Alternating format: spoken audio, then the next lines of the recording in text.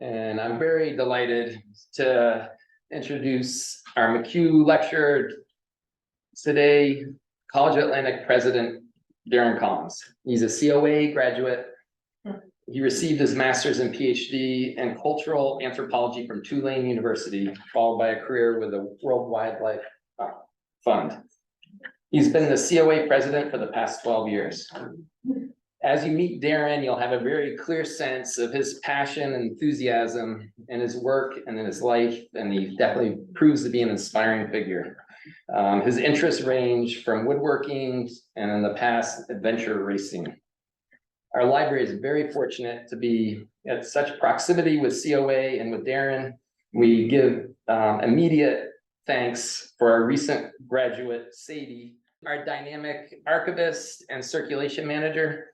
We also have Jack at our circulation desk. He also helps support youth programs, and he is also an active COA student. Please welcome Darron Collins. So I'm really honored to be here. Thank you. Thank you. And you have like the fastest library director this side of the Mississippi River. So he is my trail running guru, Irish. So I appreciate it and honored to be here. I'm going to talk today about human ecology and the College of the Atlantic. Surprise, surprise. That's what I like to talk about. And I've got a bunch of slides, and I'll try not to make it boring. They're beautiful pictures, and it'll go for 40 minutes or so, and then we can open it up for questions. But if something pops up in your mind and you have to answer or ask the question, then please do it. And I am starting by showing you, took this the other day during the Summer Institute on the side of Door Mountain, and it hit me just what an absolutely beautiful place we live in, right? The Passamaquoddy call it Pessamcook, right? Pessamcook. And I have a good friend who's a member of the Penobscot Nation. His name's Darron Ranco. He was meant to do a talk at the college. But Darron Ranco said to me, if you ever give a presentation, please do not read some verbatim land acknowledgement about the Passamaquoddy and Penobscot and the other Wabanaki tribes. Do something about it. It's no longer good enough to just acknowledge that, hey, we're on Passamaquoddy or Penobscot land and it's unceded territory. You have to give a call to action. And so the call to action that I've been really thinking about a lot lately has to do with the state that we love so much in the state of Maine. But Maine is actively depriving the Wabanaki of their sovereignty and self-determination, which is really abysmal. We stand out among those 50 states as very poor grades. So join the Wabanaki Alliance. Go to the Abbey Museum and see what each of us can do to help support decolonization, cultural revitalization, and tribal sovereignty, especially among the people who had lived here for millennia, okay? I say this because COA is a place-based institution, right? We are who we are as a college because of where we are. We're shaped by everything about this wonderful and beautiful island. So with that as an intro, I also like to, I'm assuming that we're all on board in feeling that we've got this shared concern for the planet as a whole, because human ecology is really about addressing that shared concern. And the issue is, unfortunately, there's no silver bullet, right? There's no silver bullet to solve all these problems we are finding ourselves in. There's, not one law or policy, not one technology is going to get us out of the hole that we're in. But the closest thing I will surmise is education. Like, I honestly believe that education is the closest thing to the silver bullet that is going to bring us out of the situation we find ourselves in, but not the brand of education in higher ed that we're most often confront ourselves with. Not at all what is typical. I would say we have to change the way most colleges and universities function. We have to take on what I call a human ecological approach to higher ed. Not surprising, I work at a college that's the only degree is in human ecology. So I'm wildly biased, but I am on a mission to make change way beyond what we do at COA. But what does that mean? Everyone asks me, oh my gosh, what's human ecology? It's so confusing. It's really not that confusing, but I'll give an example.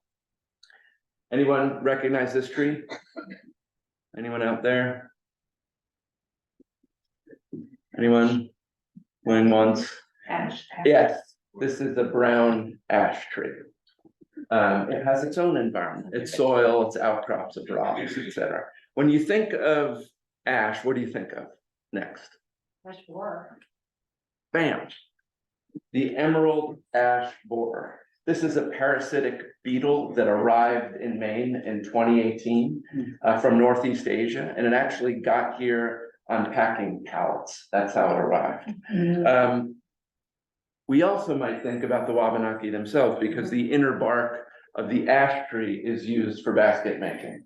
So here you have it, a sacred tree, an invasive species, these global networks of trade that brought us this wood from Northeast Asia, low levels of tannic acid in our ash trees, and global climate change. Because there is the low winter temperature is getting warmer and warmer and warmer and not destroying these emerald ash beetles, not ass beetles, emerald ash beetles. Yeah.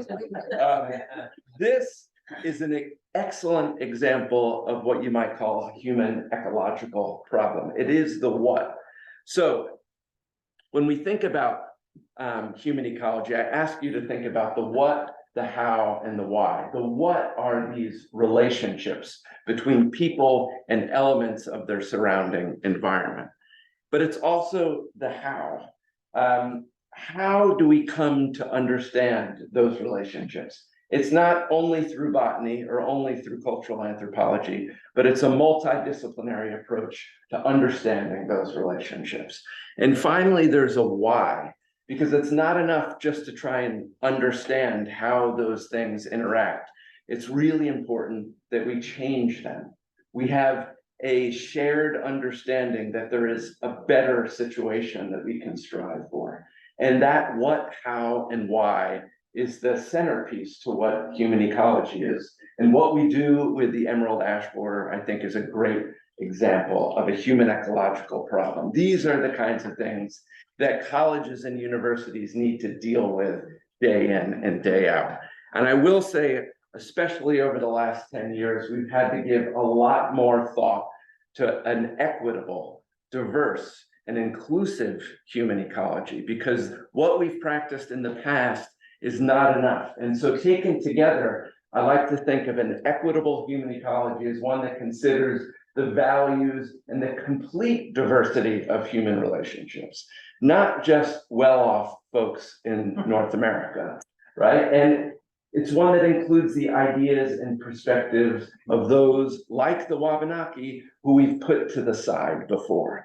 We will come to understand a better way forward, not just by talking to botanists or anthropologists, but by talking to the Wabanaki themselves. And finally, we have to work to better and more equitable access to all kinds of people, especially those that have been disenfranchised for so long. So that's an overview of what I consider the human ecological experiment to be. Now the fun part comes, because I come to these thoughts and opinions from two central experiences in my life. The first is with the World Wildlife Fund. So I spent, it's going to roll, it's going to roll. I've gotten the spinning wheel of death, which is never good. Let's try again. There we go. This is an Amur tiger in the Russian Far East. I spent 10 years working with WWF and the latter half of that in Mongolia and in the Russian Far East. He's a 700-pound male, and watch what he does here.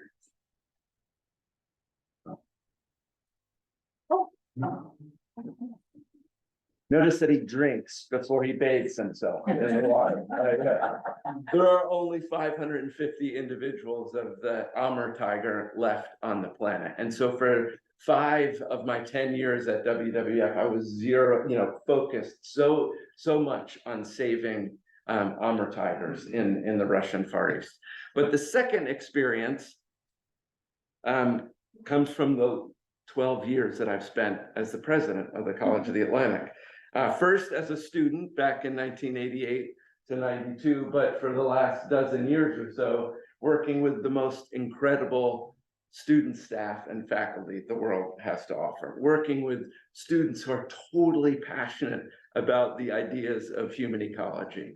And so COA, we just celebrated our 50th year, right? We're dedicated entirely to this practice of human ecology. You know well that our place, like I said, shapes who we are, and the fact that we're wedged between the Gulf of Maine. This is right outside of Mount Desert Rock, 22 miles off campus, where a student captured a breaching humpback whale, and of course, Acadia National Park. So our front yard, Gulf of Maine, backyard, Acadia National Park. We are so lucky. And it's from these two experiences, first at WWF, and now for the past dozen years at at COA, that I've put my ideas together around what are the cornerstones of human ecology. Just historically, we've always had a big impact on the planet. Like humans, just by their very nature, have a large impact on the planet. Beaver have a huge impact on the planet also. So we're not the only species to have that kind of impact, but especially beginning with the Industrial Revolution and the rapidity with which we've acquired new technology, our impact on the planet has obviously skyrocketed over the last 250 years. Combine that with very significant population growth over the past 2 centuries, and it's almost become untenable. And we see this in rural areas like the American Midwest. Anyone guess what this might be? That's right. These are buffalo skulls from the mid-19th century, right? But also in urban areas. This is mid-19th century Dickensian London, right? Where we don't think about the terrible impact on urban environments as well. So no doubt we have had a tremendous and arguably very difficult impact on our surroundings. Back to Earthrise, this photo, of course, was taken in 1968, which was when the idea of the College of the Atlantic hatched out on Cottage Street, when Les Brewer and Father Jim Gower bumped into each other and said, we need a college to help revitalize Mount Desert Island, but we also need a college that will seed the world with people who look at this image and say, oh my God, what can I do to possibly make changes here? That is not to say that since 1968, and when this photo was taken, that we haven't made really remarkable progress on so many things. When you think about when the first college students arrived at COA, that was 1972. And that exact same year, we see the Clean Water Act, the Clean Air Act, the National Environmental Protection Act, the Wilderness Act. Over that first period of the late 60s, early 70s made incredible gains. But unfortunately, during that time period, I tend to think we looked at the world and said to ourselves, how can we save the planet? That was the motto, right? We as humans need to save the planet. Like, who do we think we are, like saving the planet? Like, frankly, the planet's going to be just fine when we have, done whatever it is to ourselves. But it's also that time period was focused very specifically on point sources, point source pollutions, micro, very small scale wins and gains. But it was a start.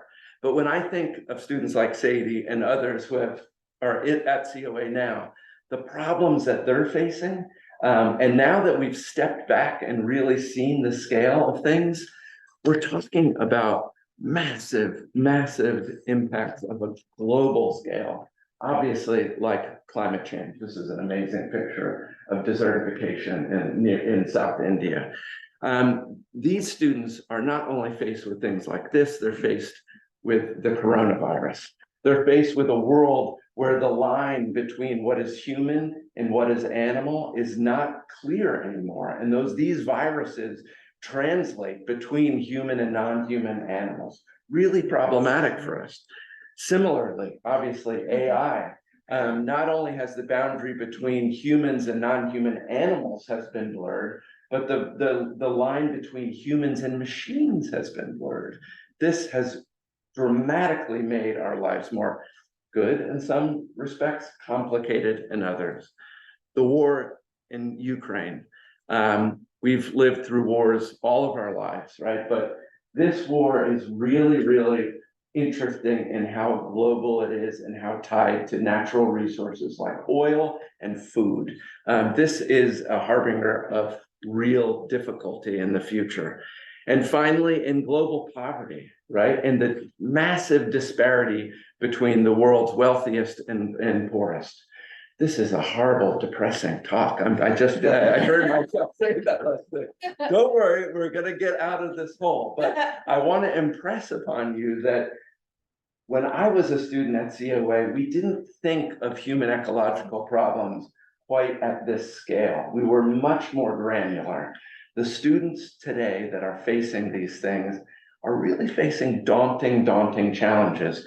Unfortunately, most institutions of higher education have taken on this environmental challenge in some silly ways in some cases. They will say, don't worry, we're just going to blanket our campus with solar panels and everything will be all right. Students who are coming in, don't worry, my or your college really cares about the environment and we're going to blanket our campus with solar panels. They might also say, you know what? We are going to engineer our way out of the environmental problem. Forget the humanities, forget writing, forget history, forget English, forget all those things. We are going to engineer our way out of the problem that we're in. Or worse still, don't worry, you can just buy your way out of it. Just buy bamboo what are these things called? Q-tips, thank you. And you'll be just fine. Now, obviously I'm being facetious because solar energy, really important. Engineering, science, also very important. Even these Q-tips are way better than plastic ones. But I think this gets back to that silver bullet mentality. Like we're trying to fake ourselves out of the situation that we're in. Rather than take a step back and look at what I like to call 4 really big general principles that we have to find a balance between 4 different extremes. I think we have to look deep inside ourselves and say, science and the power of explanation is really, really important. But we also have to have this humility and this reverence for the world that we're not going to be able to understand everything. We have to toggle somewhere between total hopelessness. And I've run into students and we talk about what young people these days are running into, and there is an increased sense of hopelessness. But we can't be naively optimistic. I've been accused of being optimistic and naively so, but we got to find the balance between those two. We have to understand that humans are actually a very, very different, interesting species, but we're not entirely apart from it. We are part of the planet around us. And finally, I think it's very, very important that we find the happy medium between placing trust in experts and mistrusting experts and saying, I got to try and reinvent this wheel. I'm going to try it myself. And these are 4 large philosophical patterns that I think are really important that we wrestle with. And there are, now I'm getting into the nuts and bolts here. There are 7 elements that I believe are absolutely core to any college, any university, and any K through 12 school that's dedicated to human ecology. There are 7 fundamental principles, and I'm going to walk through them rather quickly, some of them quickly, others not so much. Here are the 7. And I'm going to start with this idea of materials literacy. I think as a world, we've become entirely distant and distracted, and we have zero idea in the way things work and are put together around us. Does that make sense when I say materials literacy? I'm getting a little, think about food. Food is a good example. Food is a material, but how distant have we become from the way food is grown, processed, and ultimately consumed? I spent a long time in the wilds of Mongolia. And in Mongolia, I got intimately involved with how my food was produced. Because the Mongolians in northeastern Mongolia survive almost entirely on sheep and dairy products from just about any animal you can imagine. So when I spent my first 2 weeks there, we slaughtered 2 sheep, we cut the sheep up, we packed them on the horse, and we took off. All of a sudden, I became very and intimately aware about where my food was coming from. Similarly, the Mongolians can do anything with milk products. It's really wonderful. This is not a mass-produced bottle of erg. It's a water bottle that's filled with erg, and erg is fermented mare's milk. This is the Budweiser of the Mongolian steppe. It put me to sleep immediately. So the second product that they love is a distilled cow's milk. Milk a cow, let it ferment for a while, boil the fermented cow's milk, collect the distillate, you have a milk-based vodka.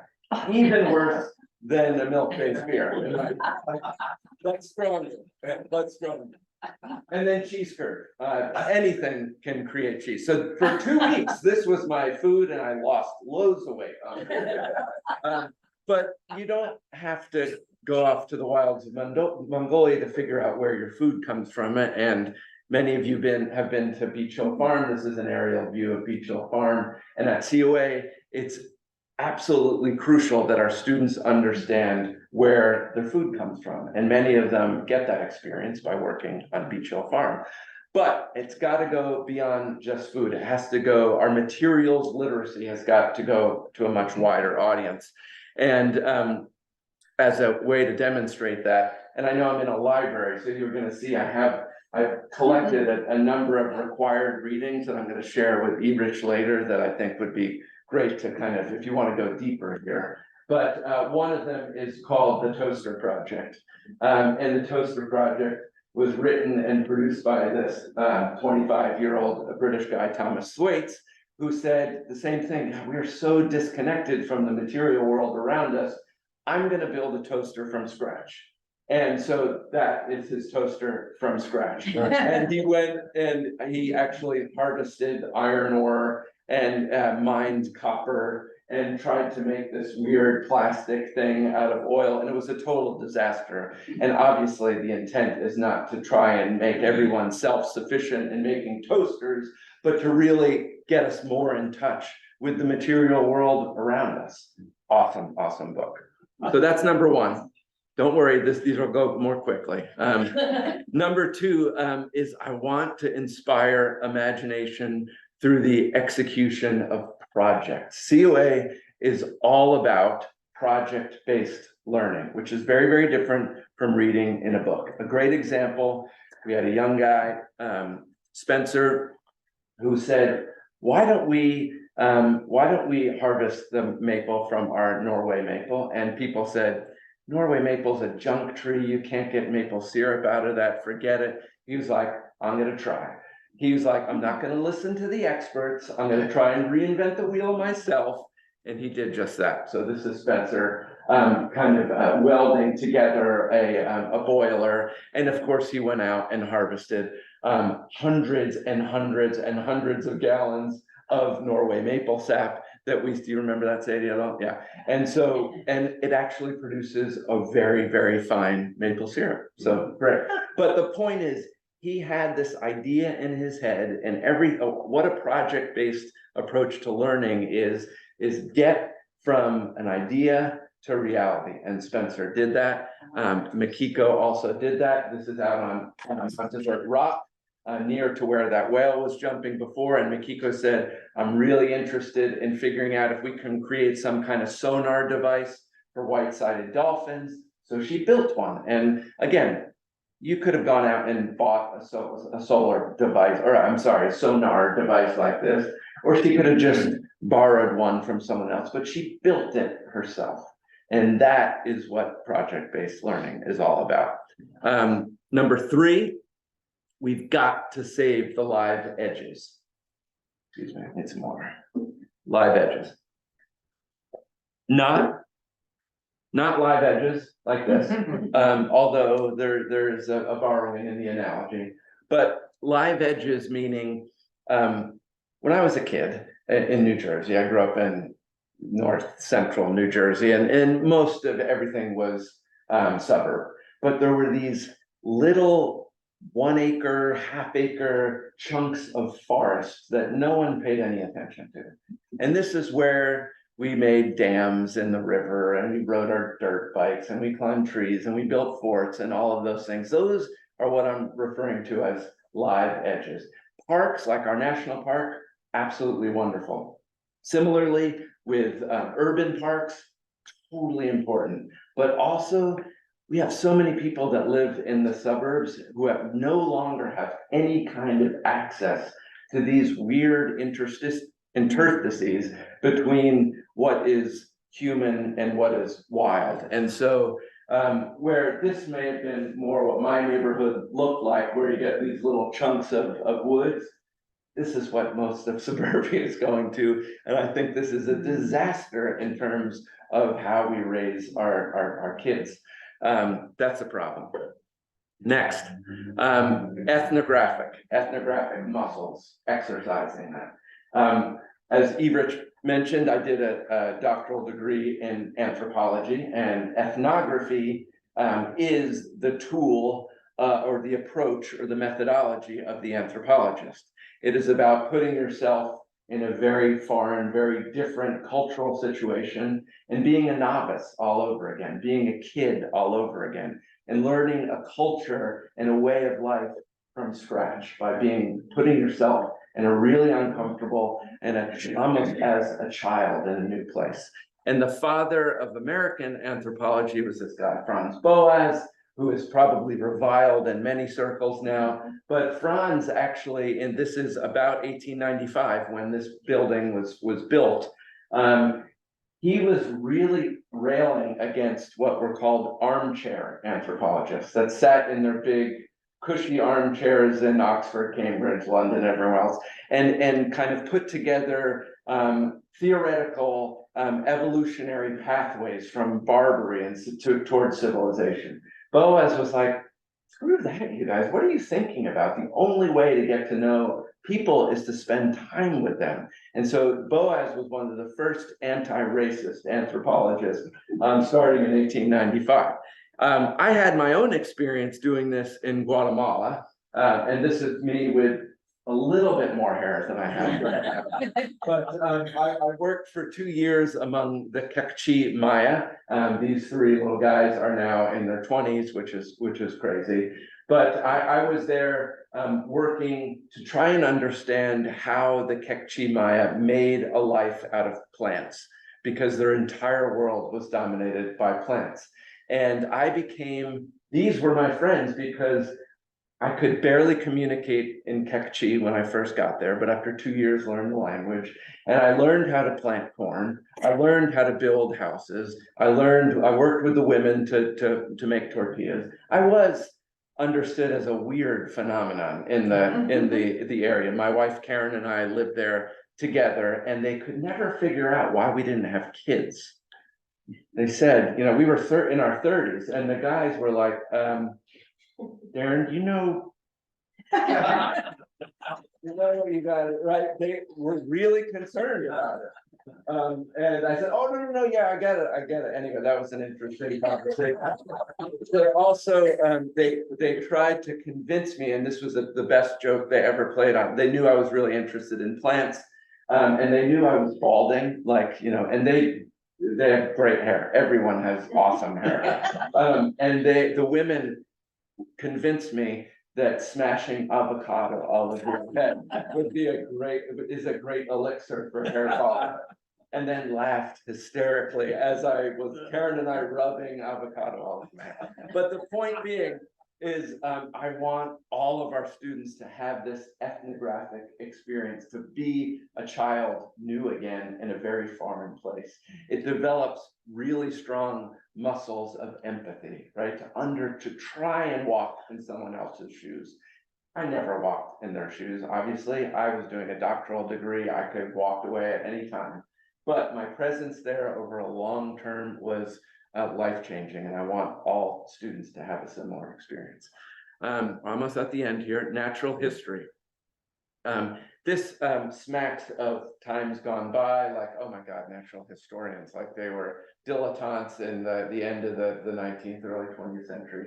But I believe very, very strongly that we as a culture, especially in the US and especially in higher ed, always jump toward trying to explain things before we take a step back and become patient and just observe things. And so at COA, we give a lot of emphasis to the practice of natural history, because natural history, first and foremost, is about putting your thing down and being patient and watching and describing. And so we did that out on Little Long Pond. You remember this? Yeah. So as part of the human ecology core course that all students have to take at COA, I got to teach it 1 year. I asked Rodney Eason, who's the head of the Land Guard Preserve, if I could cordon off like 15 little, this was 1 foot by 1 foot pieces of the forest floor and of the fields. And he said, okay. And so we did this, and for the whole fall term, there were these 15 little 1 by 1 quadrants, and I asked students to spend 3 hours describing those 1 by 1 quadrants, which they rebelled at first. Some of them got entirely bored out of their mind, but many came back, and what they said to me was, the more you look, the more you see. And so that was like, yes, that's the whole idea. So practicing natural history is absolutely crucial. Penultimate, I think it's really important that we have our students engage at the right scale. Like I said before, our focus was so narrow, but I think students are today really confronted with the world's problems are so incredibly global, and that can be very, very overwhelming. So what is the happy medium between those two scales? I really believe it is the watershed. Watersheds offer different communities a perfect landscape to engage with a very important resource, which is water. And I got to do that going back to Mongolia. Here is me and after I've eaten sors. And sors is the first thing you eat in that lamb, because it is the diaphragm, the fatty diaphragm wrapped, the liver wrapped in diaphragm, and it is the delicacy. And we're all happy here after having eaten sors.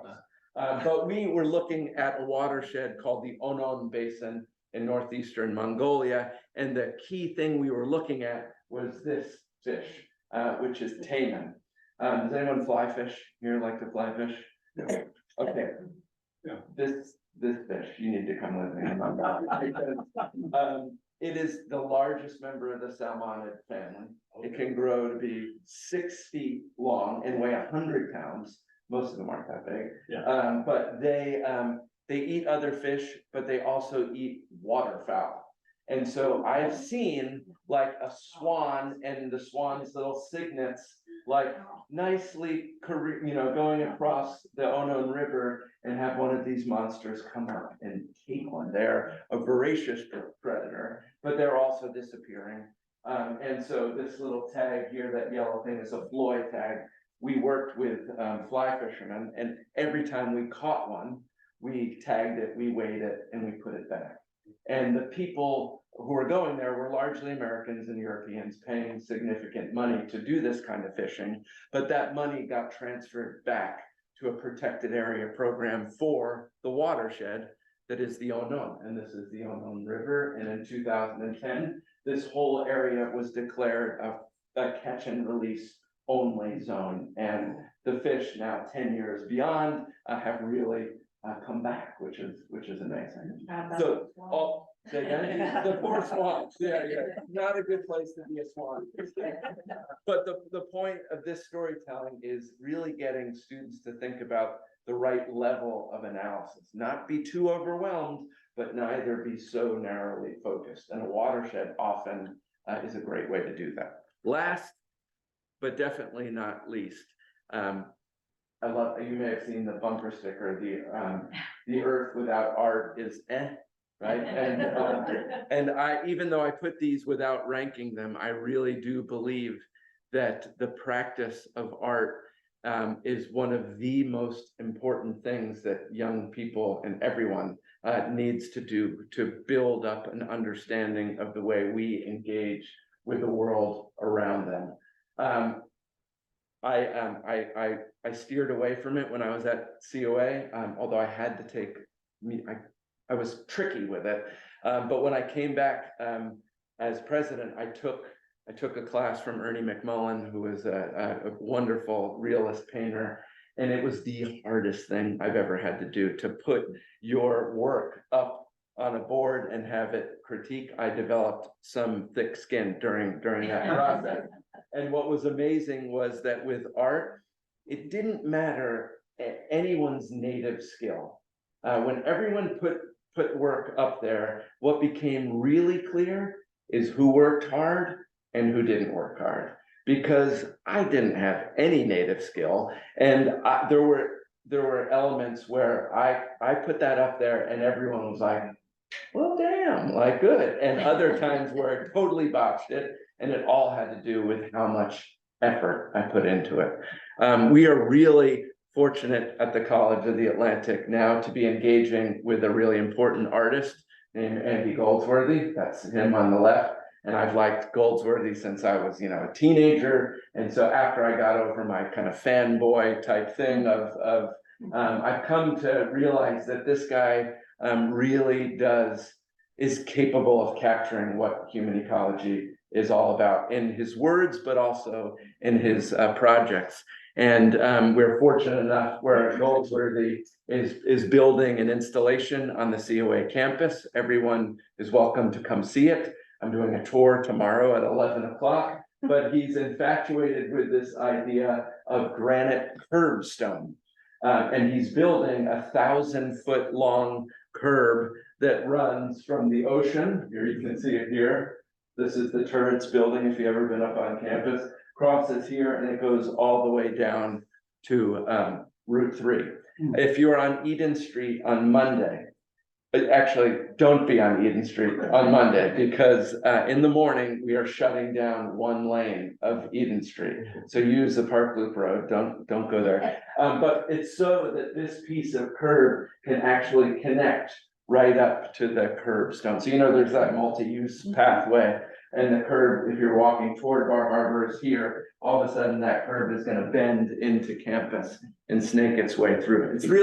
It's an amazing piece. But more important than just being interesting, Andy and his work definitely embodies what the College of the Atlantic is all about. And I want desperately that every single student at the College of the Atlantic builds their exposure and experience to the arts. So that's it. That's any college like COA, in my eyes, has to have those seven components. I will share these book readings with Ebrich, because I think they capture those 7 things in an interesting way. I'll let your sister. Yeah. Really amazing. Anyway, and the conclusion here is that I think when practiced right, students develop this really interesting muscle called wonder. And this is Gemma Venuti, who graduated a few years ago out on Great Duck Island. And you can't see her hand, but there's a Leach's storm petrel.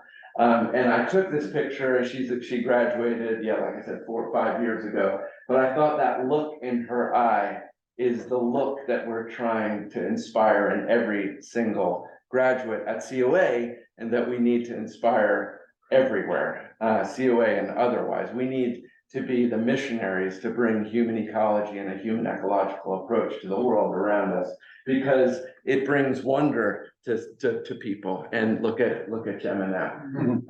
Okay, so she graduated in 2018, and she's an ensign on the RH Brown. She works for NOAA now, which is absolutely amazing. And this young woman is not, she is unique, but not unique in terms of the wonderful work that all of our students do. So that's it. Thank you for your time.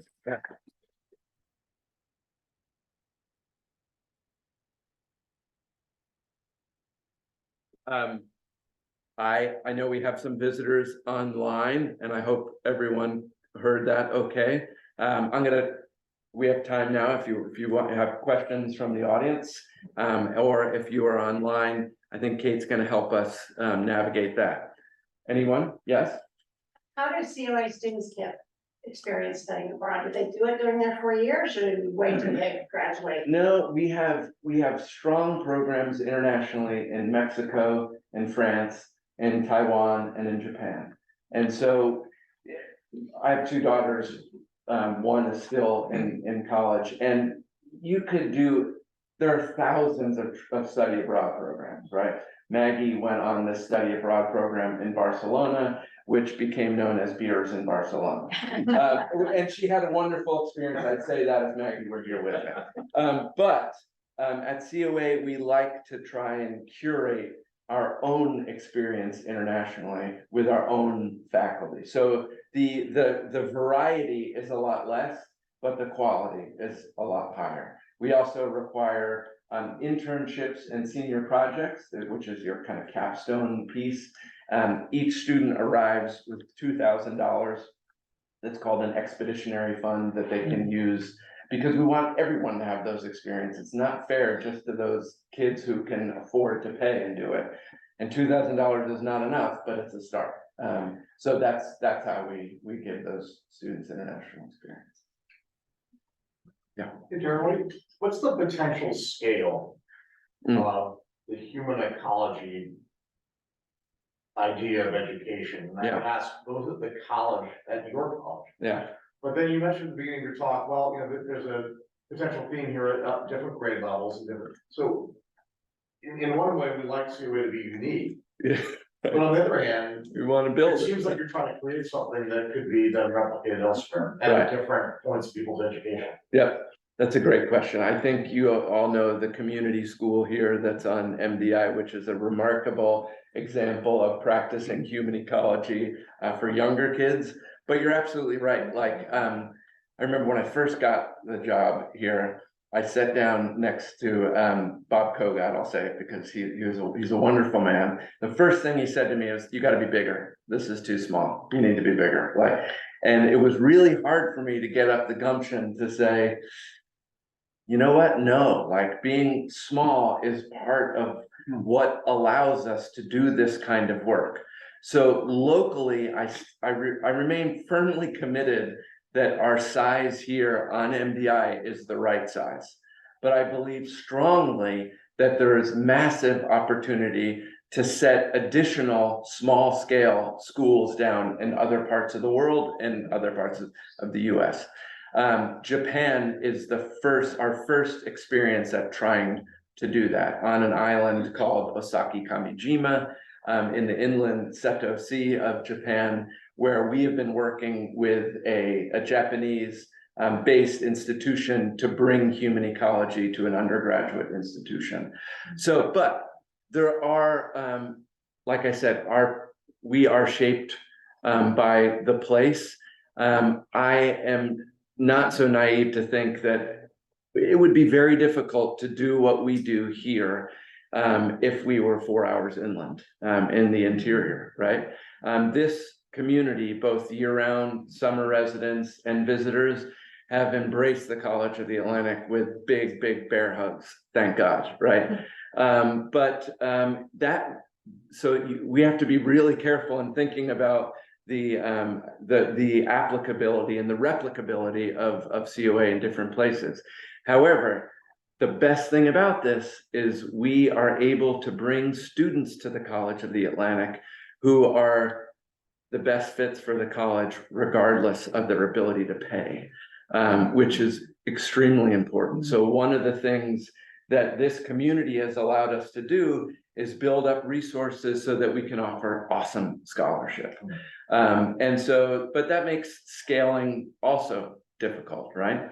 Does that kind of get to the question? But that said, I do believe that one quick story. Sorry, I was given a talk to students in a interesting high school in Wales, and alongside was the provost of the University of Michigan, right? And so the provost put in a DVD, which dates it a little bit, it's still 10 years, and James Earl Jones comes on the video. And James Earl Jones, the provost takes a seat, and James Earl Jones talks about, you know, the aeronautical engineering, like you can do anything at the University of Michigan. So wicked cool. Like, and then I gave my talk, and the provost stands up and he said, "We can't do that." And I said, "And we can't do that." And so the beauty of higher ed in the US, and it's filled with warts and problems, but the beauty of higher ed in the US is its diversity. And I believe really strongly that the University of Michigan could have a school of human ecology that takes a smaller set of students who want to go to the University of Michigan and do these kinds of things there. So that is another way we could scale up. So, okay, I just have a question on what you were just talking about. It's the student body. Yeah. I mean, you have to have uniquely disciplined, motivated kids. This appeals to just, I would think, a very limited population. It does, yeah. And they, as I meet some students or graduates on the island, I'm always sort of struck by the variety of interests that they have. Like Sadie's an archivist, and you run into people who are waiters at restaurants who are interested in food. Yeah. Somebody who's interested in trash. Yeah. I mean, it seems to me a very unique student population. It is. I spent a lot of time talking to high school students because I like helping with the admissions process. And imagine me going into like a high school and there are 100 seniors there. And the first thing I say is, we're on the coast of Maine.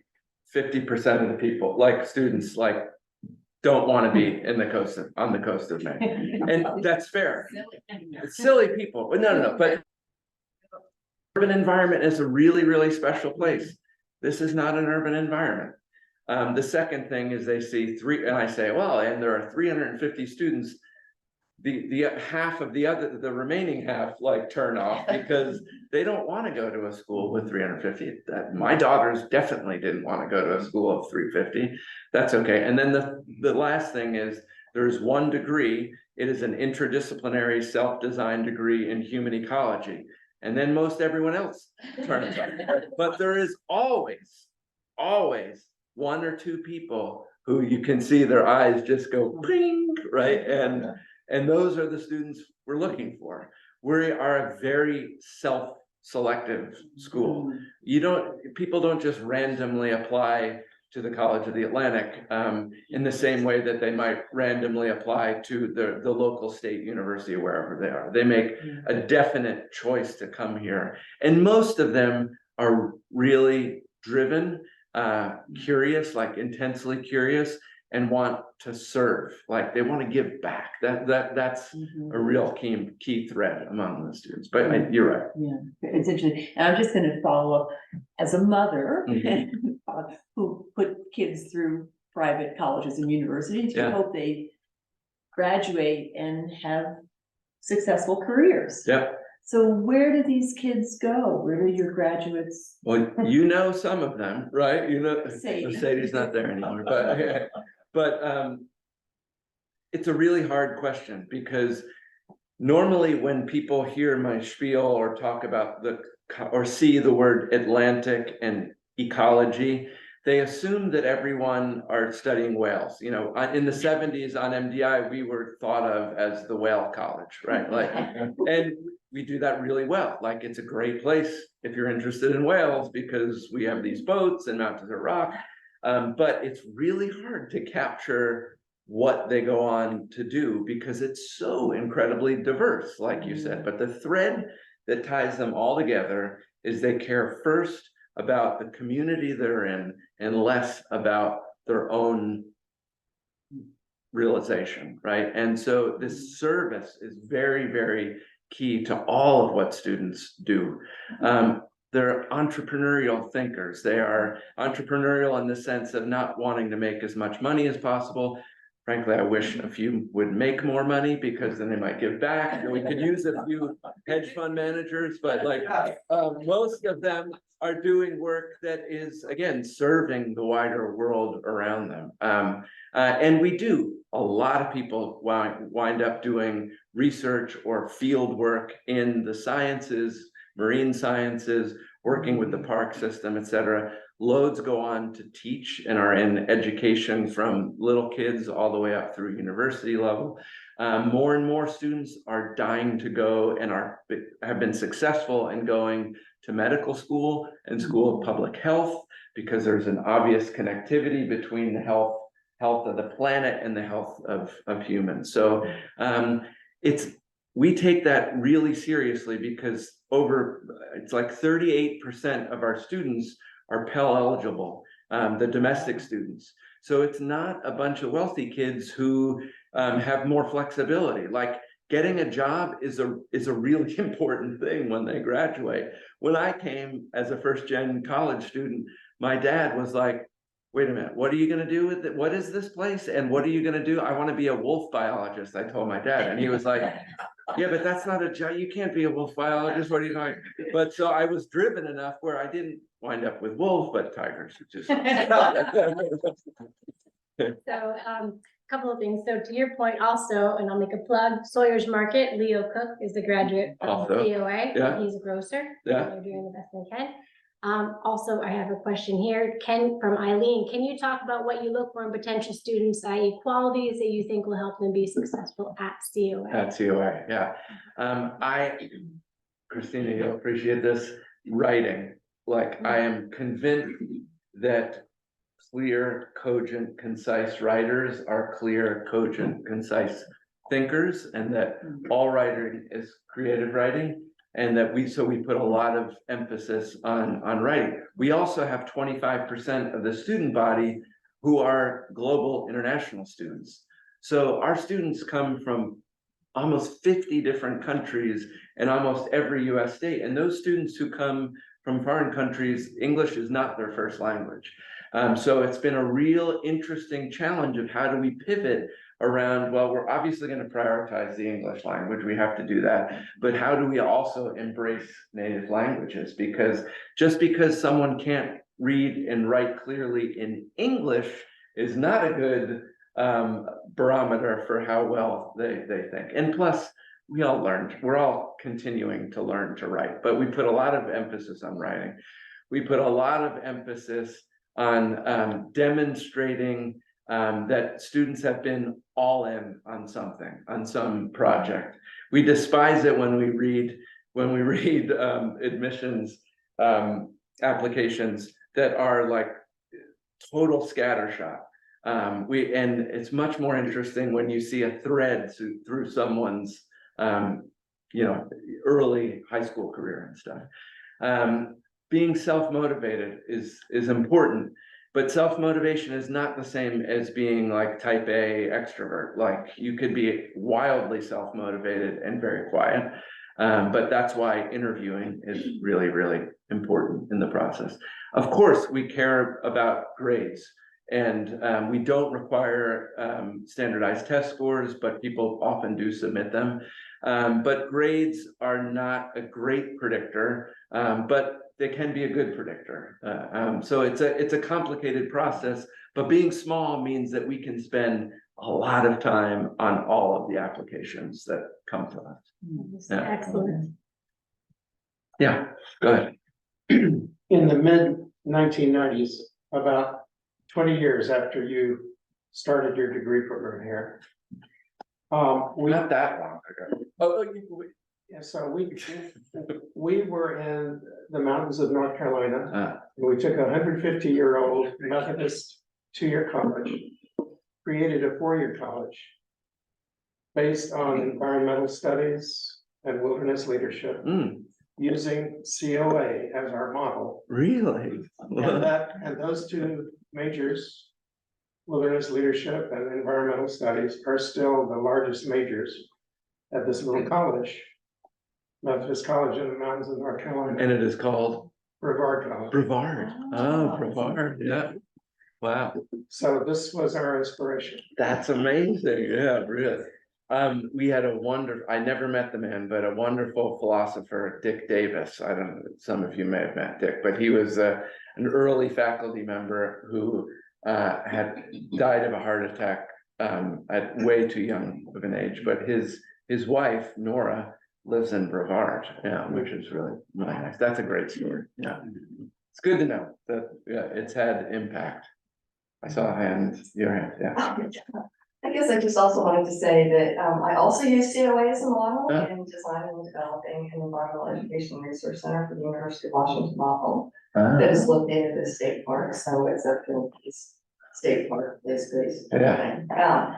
So thank you for that. Oh, yeah. Inspiration. But my question is, we talked a lot about admissions. Yeah. Earlier in the conversation, you talked about the importance of equitable human ecology experience and the importance of diverse perspectives and all of that. And so I'm interested in how COA is navigating the DEI landscape and what COA is doing to attract and admit students of color. Low income.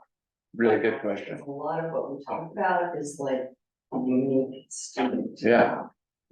And that word fit is like, I said it came out and I wanted to pull it back because fit is not quite right.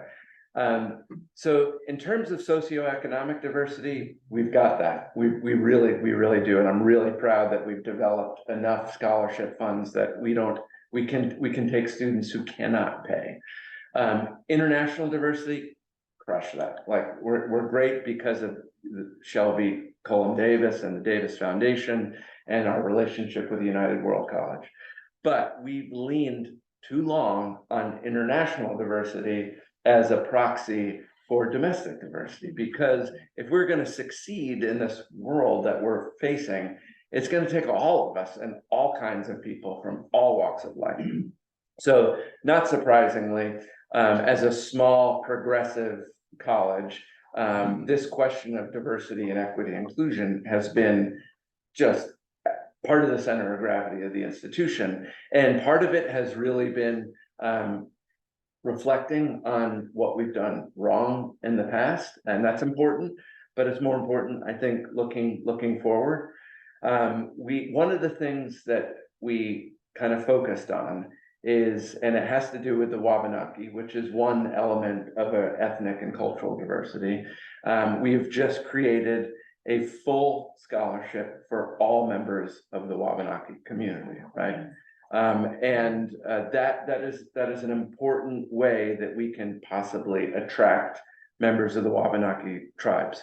But just like any high school that I go to, I could talk to all of the Wabanaki people from 14 to 18.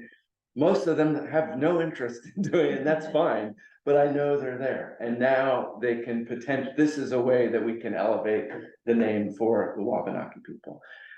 We have recruited much better in urban environments, and you'd be surprised at how many people wind up coming to COA who started their lives in LA and New York and Chicago. We've done horribly with African-American students at the college, both in terms of attracting, and then once they're there, retaining them. Really bad.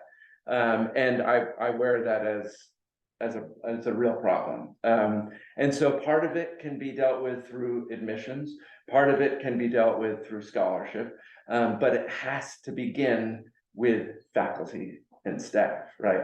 And so where we've moved the needle is on diversifying our board, very gently and not by a huge number, but we've started similarly with faculty, because if people can't see themselves in one of their mentors, it's next to impossible, right? So that's the hard work that the college needs to do moving forward. But that's where we are. Thank you. I've got a couple other ones here. This gentleman, Ed Meadows, very glad to see you, President Darron. I was visiting faculty at COA in 1982. Oh, wow. Many good shared stories to share. Let's see here. Oh, a gentleman named Carl said, love the inclusion of the Bishop collection. Oh yeah, that was one of the required reading was Elizabeth Bishop, yeah, Okay, which yes, that's right. she only wrote 100 In and one poem. Yes. All of them I think are amazing. Yeah. And we have one more question Yeah. right now. What do you think of the situation at Unity College? Oh, wow, that's a really interesting one. Yeah. And that's from Carl. Who was the first one? Meadows? Ed Meadows. Ed. So Ed was there in 1982. Most people don't know that in the next year, in July 1983, the center of the campus burned to the ground. It contained our library, our dining hall, most faculty offices, everything burned to the ground. And so the fact that we were able to be that phoenix coming from the ashes is pretty remarkable. Again, largely due to the MDI community, like embracing us from all ends with open arms. The Unity College is a really interesting example. That just in a broad brushstroke, Unity, Maine, everyone might remember the Common Ground Fair, like that's and there's a college there at Unity College. When I was a student at COA, I would bet there were probably 600 or 700 students at Unity, and we shared an ethos in many ways. There were an environmentally focused college. I would say where we did project-based like learning and hands work and get dirt under your fingernails, Unity took that even one step further. I remember saying here early on when I got here, we need inject a little more unity into us. But over the past, I'd call it 5 or 6 years, the college has moved almost entirely to an online degree program. So it's totally abandoned their campus-based program. They do amazing work in their online program. And I think they have 2,200 students now engaged in online degree programs. There is nothing wrong at all with that approach. Again, it's part of the kind of overall diversity in higher ed. But it is not where I want to see COA go. This is not to be a Luddite and embrace technology when we need to embrace technology, but we are able to really offer students that kind of hands work. And as more and more colleges do go the route of Unity, I promise you that the demand for this kind of experience is still there. But so that would be my and Malik Khoury is the president, and he and I are part of this what's called the Endeavor Group. There are about 15 presidents that are part of.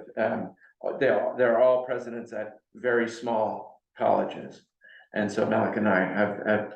So I say that with the utmost respect for what Unity is doing. Yeah. Good. Yeah. Should we go have a drink? Yeah.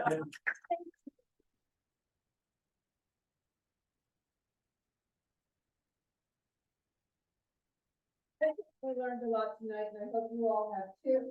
And I assume we're going to have this recording available so that I think I might wanna go back and look at it again and see some of these points he's made, because I just think this is so important. And I really appreciate Darren coming.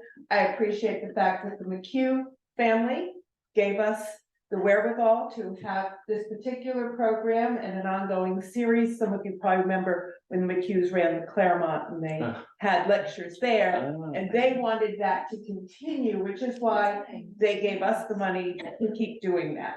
So recognize that the McCues saw this as the place to do that.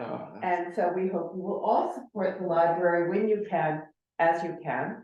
And now we hope you will go and enjoy the beneficence of the McCues and the library. And again, thank you so much. Thank you. Darren.